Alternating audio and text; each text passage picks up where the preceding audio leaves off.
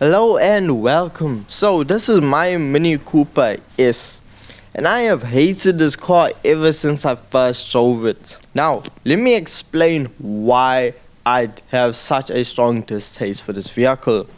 So when we were first introduced to tuning in the game, they tell us, hey, go ahead, upgrade a Mini Cooper, come back and race opponents. Now this is at a stage where tuning in the game is very expensive and you don't have very much money. So I spent 50% of my credits on upgrading this Mini Cooper, for it then to not even be able to drive up a hill. Car barely made it up the hill. We got almost below 50 kilometers, not even miles, but kilometers an hour up the hill. I knew, okay, this is bad. So fast forward a couple of months later, we get the engine swap. Now, this is a K20 engine out of the new Honda Civic. Putting it in a Mini Cooper, lightweight, slapped it in. It performed like dog water. It was just too powerful for the little Mini. It made understeer, oversteer, and it was just really slow. The car couldn't handle it. I then received a comment saying, if you just take it slowly, throttle control, the car is actually really fun to drive.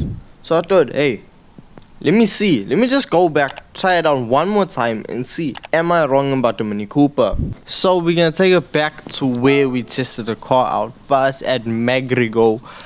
Sorry if I pronounced that wrong. So we're gonna see now if the car is actually really good and I'm just a bad driver, or is the car just bad? Now straight away, with traction control on, the car feels completely different. Now the car does still spin all the way up until third. The car is wheel spinning in third gear. I know I've said this before, but still, this car is insanely powerful. Now you need to remember, this is still our old Mini Cooper. The brakes aren't that good. Even with racing brakes on it, the car struggles to slow down. So if you are coming up to a turn, do apply the brakes early. Now just going around the turns, with it being such a small vehicle, it is able to hit clipping points to clipping points. You are able to see it hit the clipping points. Around the turns is where this vehicle shines. And with it being engine swapped, it has power on the straights, because that was the downfall of the Mini Cooper. It was amazing around twisty turns. However, when it came to straight line speed, majority of its competition dominated it. So the Mini Cooper, is it now perfected with the engine swap? I think so, because with driving it around, I started to pick up, hey, I think it actually is my fault. I think I'm just a bad driver. If you think that you're just going to be able to engine swap it, jump in and drive, you are going to be mistaken. This vehicle is one of those cars that you need to take the minute to appreciate, learn, and just be able to control it, because only then will you be able to see results. So the biggest battle I knew that I had to fight was honestly just wheel spin and trying to not have this car understeer. So oversteer I can still handle. Understeer, when the car just locks up and goes straight even though you are fully locked and trying to turn, yeah, that I need to avoid. Now with the Mini, you brake hard and the car gets a little bit squirmish, and then if you're capable enough, you can handle it. The Mini Cooper, once you actually start getting it around some turns, now the problem that I faced was I drive my vehicles flat out all the time, everywhere. I push it to the max. Now I was testing vehicles with zero traction control. With zero traction control, the car just spins. It's a smoke machine.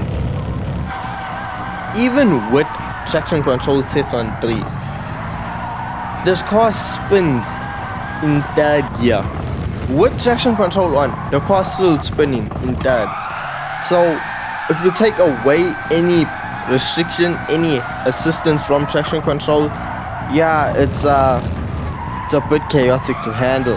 Now, let's put the Mini Cooper up against the vehicle that is most closely matched, and that is a go-kart. Yes, the Mini Cooper, in my opinion, is mostly matched to or comparable to the go-kart. So we're gonna put them head to head on a circuit and see which can go fastest, because with the K20 swap in the Mini, it handles and performs like a go-kart. The way it's able to go around turns. Now, the similarities between the Mini and the go-kart are actually a bit strangely close, because both the Mini and the go-kart, under braking, they just don't know what's going on, lose control, you can spin out. Around the corners, amazing. You will never miss an apex if you brake and take the corner right. And they are faster than you'd expect. Now, I think this is going to be a good matchup, so let's go straight ahead and look at the laps. So starting, coming down the hill, doing about 180 kilometers per hour, you need to go hard on the brakes, but you cannot turn and brake at the same time, because the car will just throw its back out, will spin out, or just worse, end up meeting barrier. So we keep going along the straight. This is the only downfall of the go-kart. It does not have the highest top speed. Now, as you see, you take it slowly, just let off the throttle. You don't even need to brake for some turns.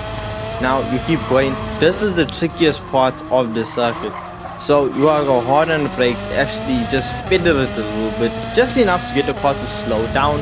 But you don't want the car to be going slow, because then it will start to actually bog down. And with that being said, we set a 49.4 around the circuit. Now, time for the Mini. An advantage that the Mini has over the go-kart is not only power, but the fact that you can purely just send it. You can slam hard on the brakes because the car won't just spin around and do a 360. Now, as you can see, we are doing about 200 kilometers per hour, whereas the go-karts were struggling to hit 180. So that, 20 kilometers more, it's a big difference. Now, as you can see, we are able to hit apex to apex. Now, with the downhill braking there, it is really tricky. You saw the car flipped and rolled a little bit. You can really mess it up. A few times I actually ended up in a cross, but I was able to bang out this lap. I actually ended up running into the wall, which slowed me down a bit. But we set a 47.3. So yes, over 2 seconds faster in a go-kart. And with that information, we now know that if you want to buy an affordable go-kart, go ahead and buy an engine swap Mini Cooper S. And on that bombshell, thank you so much for watching. Don't forget, leave a like and subscribe for more Gran Turismo 7 content, and I'll see you in the next one. Peace.